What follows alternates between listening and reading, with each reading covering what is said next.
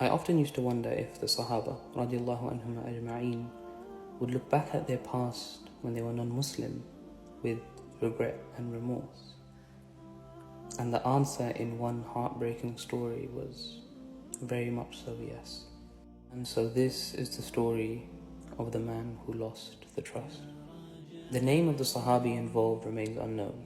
However, for the purpose of the video, I'll be calling them Al-Mu'sif. Al-Mu'sif was a Sahabi who others found very strange. He would often randomly begin crying uncontrollably to the point that he fell unconscious. And eventually the other Sahabis asked the Prophet ﷺ to help him. When the Prophet ﷺ approached him, Al-Mu'sif looked down and then he looked back at the Prophet saying, "Ya Rasulullah, I didn't ever want to tell you this, but since you've asked, I'm going to have to. When I was a young man in the days before Islam, I had a daughter. My wife was overjoyed, but all I could think about was how when she's older, she would disgrace me by running off with another man. And so I thought about doing what I'd seen so many others do and burying my daughter. But when I looked into the tender innocence of her eyes, I couldn't bring myself to do it. And so I raised her with love and care until she was just about to reach puberty. And then those thoughts that I'd pushed away came back. One day I told my wife to get our daughter ready, that I'd be taking her somewhere for a party. My wife cried as she combed her hair, knowing what was in my heart.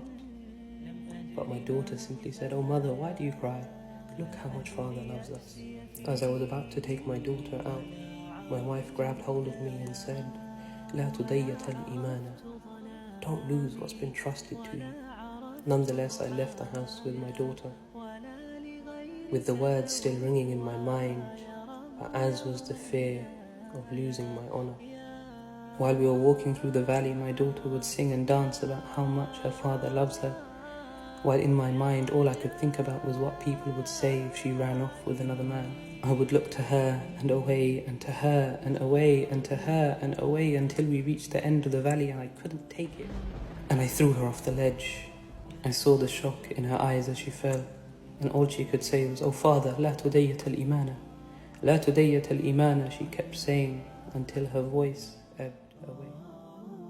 When the man finished his story, the Prophet ﷺ looked up with his beard soaked in tears and said, "If Allah allowed me to punish someone for what they did before Islam, I'd have started with you."